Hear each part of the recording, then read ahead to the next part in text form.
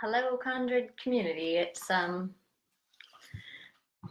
Lindsay Pinchbeck here from Hope, Maine, and I'm excited to share a couple ideas around how the arts can support teachers and learners to take risks and trust the learning process. So if anyone's out there, feel free to write some questions or comments along the way, and I'm going to spend, I don't know, 15 to 20 minutes just trying to share some ideas from our wee school here in Maine. And I guess the first thing I want to say is a huge thanks to HundrED. HundrED have brought together so many people from all around the globe, and it's really fantastic to be a part of this conversation and community, and really, really grateful for everyone who's worked so hard to put that into place. So, like I said, my name's Lindsay and I live in Hope.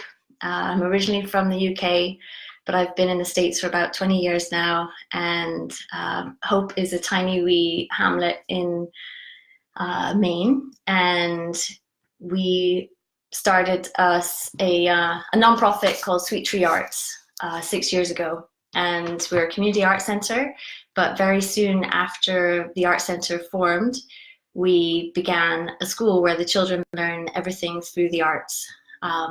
It's been an amazing journey for me. I've learned so much, and I continue to learn along with everyone else every day here. So, anything I have to offer today, I'm the first one to say I'm no expert, and I learn with my students and teachers every day, and I'm so grateful for that space in the world in order to do that. So it's actually really been the arts that's been the thing that's allowed this to thrive and grow. And we're in the 5th year of our school program. We've got, it's an elementary program, K6. So currently we've got 24 students, and it came out of the idea, more than anything else, that children should have a space, a joyful place to own their own learning. And the arts fits really, really well into that simple idea. And I'll share a wee bit about my story and how we got here and what we get up to. So, so in a nutshell, Sweetland is an interesting model because families can be homeschooled. In the US, you can homeschool. I know that's not the case everywhere in the world, but you can come to the program 3 days, 4 days, or 5 days. So if you're here 5 days a week, then you get a full program. And if you're here 3 days a week, you're homeschooled the other days. And that becomes a bit of an interesting creative challenge in itself for staff, and but it creates this wonderful, flexible place where we're constantly learning together of how to make it work for everyone here. And it's probably a bit more traditional than one might think, but we keep an eye on lots of standards, and Common Core in the US is something that people keep an eye on, and that's something we do keep an eye on. But they're multi-age classrooms, and it's an emerging curriculum. So the children learn as they go, and the ideas are constantly just buzzing around the school in this environment. And I'm so grateful, like I said, for the arts, because it's provided this framework for us to really understand who the learners are that we're working with. And I'm going to share a tiny wee story about why I think the arts is essential. And I'll go back in time to college, actually, when I was falling asleep in an art history lecture, as you do, because it's dark and there's lots of people and there's slides going on, and it was hard to stay awake. And so in order to stay awake, I would draw every slide. And I realized coming down time that I could actually remember every detail of the slides that I'd drawn. And now this was sort of new learning for me that it took me till college to figure out that if I drew something, I would also be able to remember it come time to the exams. So then I started doing this in all areas, physics and math and different areas, and I found that I very quickly was engaging in the subjects in a much deeper level and doing much better as well. So yeah, I had that then, of course, I found Howard Gardner and multiple intelligence and realized, well, this is a thing. This is fantastic. So I wish that that had been a part of my experience earlier on in education. And I truly believe if I had identified my own sort of learning ability, like I know they don't call them learning styles anymore, but a way that worked for me in order to process information, I would have had a different path. So the school began out of just more and more people coming here asking for different programming. And it's been a journey, like I said. So 5 years in, the kids are leading this program forward. It's student-centered, which means, this emerging curriculum is about us watching and listening and learning to their interest, learning what their interests are, and responding together as a learning community.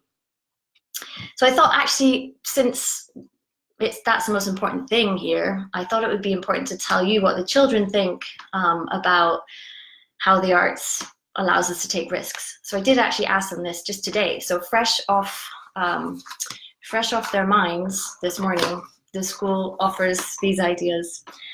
So the question I posed for them is, how can using the arts allow us to take risks and try new things? And these are kids ages 5 to 12 in our school. One says, messing up, learning from your mistakes.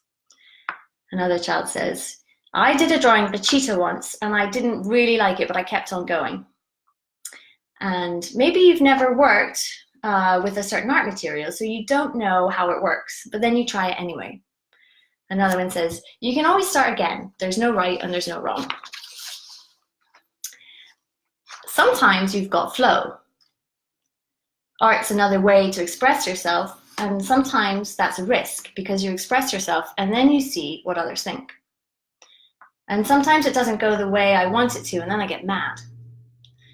And it depends on the art, and if you're painting, you're kind of risking what people think of you, right? But if martial arts is the art that you're doing, maybe you're putting your body into risk. Okay. All right, I'm gonna say just a couple more because to me, it's really about what the kids think that matters. Oh yeah, so here we go. You can take risks by trying new things.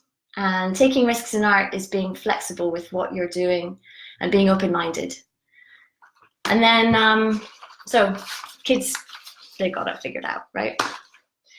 And so what I'd love to do is just like go through a couple of the arts, and if you're actually willing, maybe even jump in and try a thing or two, because we've got a wee saying here, which is, I hear and I forget, I see and I remember, and I do and I understand. So much more important to do and understand and learn through that doing than anything else. So I'm going to ask you actually to grab a pencil and grab a pen, or a pencil and a paper, so one of those things, something you can write on. And you're just going to draw a line, any line.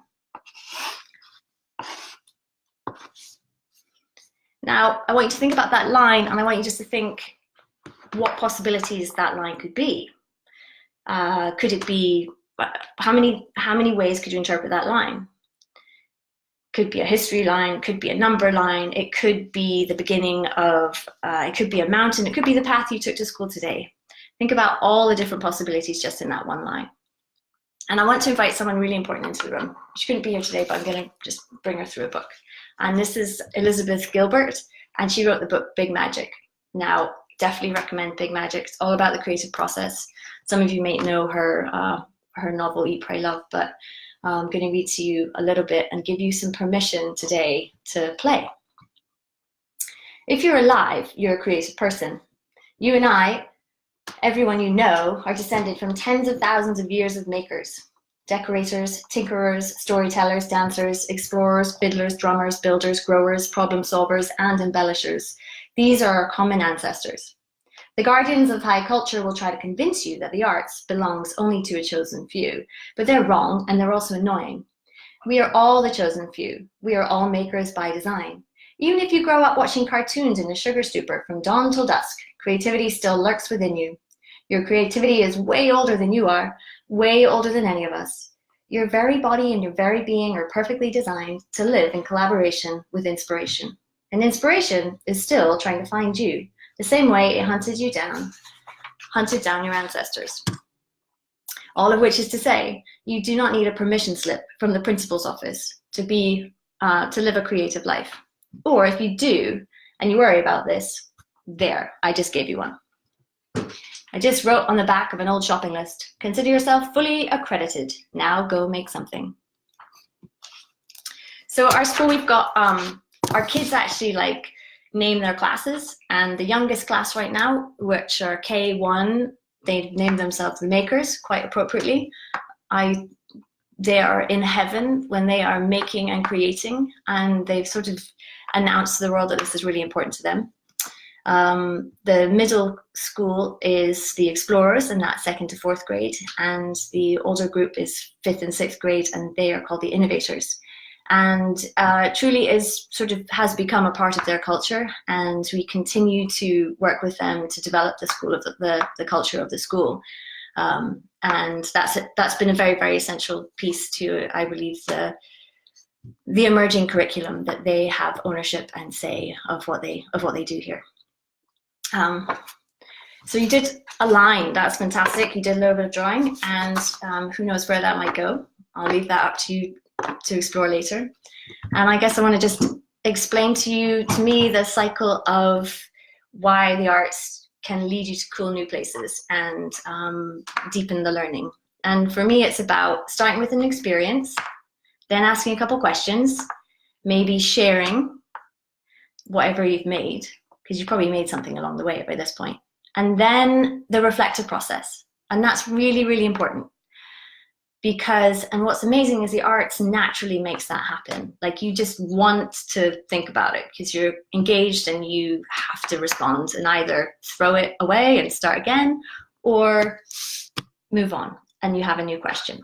So this learning experience is something we all know as educators. But what I find continually is that when we have beautiful arts materials, or we're engaging through music or drama or all these different amazing art modalities, that children are naturally engaged, and it begins, the cycle gets richer and richer to a place of beyond engagement to empowerment, so that kids are then advocating for what they need to do and taking their learning further, taking it home with them, taking it out into the community, beginning to own their learning. And isn't that what we all want? It's the opportunity for kids to move from engagement to empowerment and action. And of course, I'm sure many of you can think about ways that the arts could support that. But the other thing I need to say is that it's really not about, like, I gave you that permission slip from Elizabeth Gilbert, because it's not about the arts in this beautiful sense. It's about all the yucky, messy stuff in the middle. Okay, that's where the good stuff happens. That's where we get confused and we ask questions, and that's what I'm interested in. And building these skills for kids is building, the resilience that we talk about. That we know that failing and learning as you go can only make you stronger, right? I certainly know in my own learning that I'm super duper super grateful for those opportunities. And actually, I had a moment not too long ago where I had to teach some kids in science about the heart, and I'd read everything on it, and it was a particular standard I had to do, and I was sort of suddenly panicking because I was learning the way I'd been told I need to learn just by reading, or I just had to absorb the information, but I wasn't feeling confident about teaching it to the kids. So literally, like 10 minutes before I ran the class, I pulled out a piece of paper and some pastels, and I started drawing the heart, and I made it really big, and I got really into it, and I suddenly realized, wait a minute, I'm really excited and engaged about teaching the heart. And that was continues to happen to me. Like, I kind of forget, well, wait, I can learn this way, and then share that passion and learning as well. So as teachers, we're always trying to support one another to remember what it is that ignites us in order to, ignite our students too. And I will say too, amongst our staff, there's 5 or 6 of us that work here in and out, and we all are artists in ourselves, on our own, and keep that part of ourselves to keep us going, keep us alive.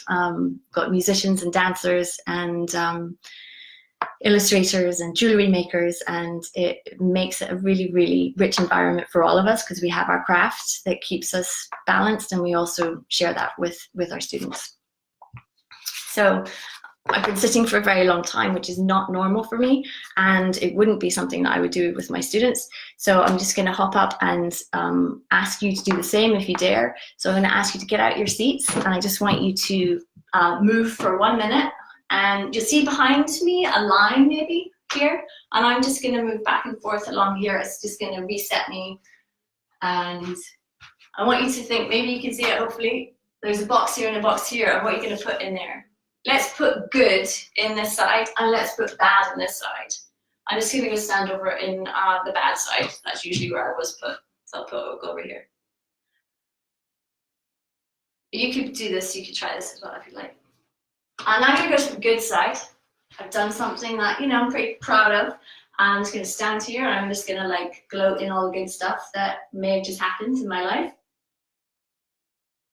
Okay, now I'm going to go in the middle. And when I'm in the middle, I get to do this. I don't get to be anywhere. I don't get to be in the bad and I don't get to be in the good. I just get to be having all the fun, moving back and forth. And it's way cooler to be in that middle place for me right now, and I know I'm learning a lot more than if I'm here or if I'm here.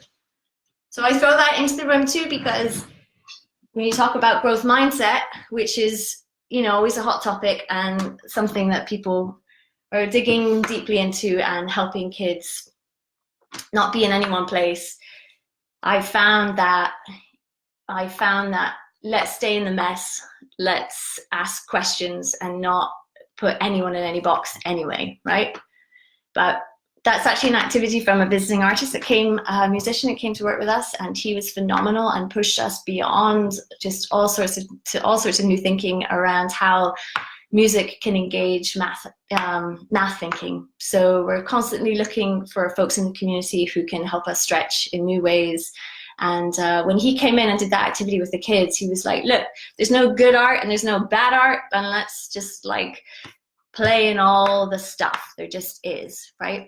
And I think giving all of us permission to be in that place is what we all need, and in any subject, in any content area. So I hope you'll have a new idea now. Every time I stand up and come back, like my brain's in a new place, right? So movement, another art that's really important. I could go on about all the arts, and it's obviously poetry and music and drama and storytelling are all really important and are sort of pillars to our program. And how we weave those together is dependent on the learners in the classroom, and also just the content and the subject and whatever we're studying at the time. And projects come up really naturally, like I said, and the student-centered piece has been essential to the learning and the culture of the school. And one thing I've got to say that's been really, really important about this emerging curriculum is documentation. So as a teacher, my job's to support the students, obviously, to just fly as high as they need to go and take their interest wherever they need to.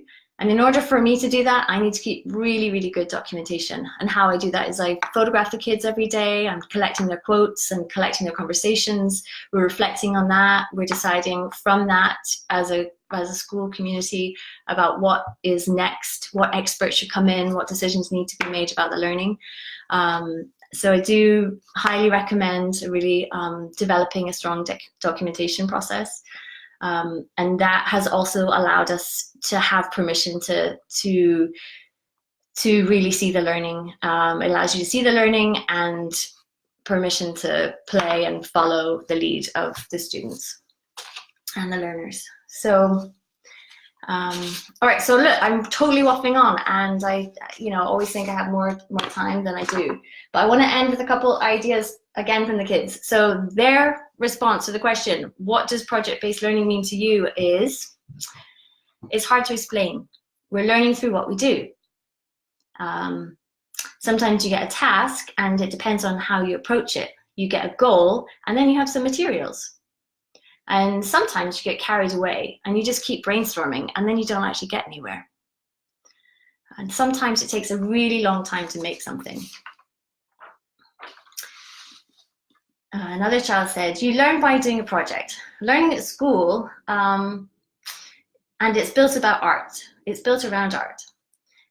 And then this child says, actually, some worksheets are fun. And another child responds, if you do worksheets, you just do all the things on the piece of paper and then you do everything that the teacher wants you to do. And it's so boring and it's so not fun. I don't like taking orders from a piece of paper. I love that. By the way, we don't do any worksheets, but sometimes they like beg us for worksheets because they just want to break from having to like create their own learning. I mean, if a child really needs a piece of paper, it's okay.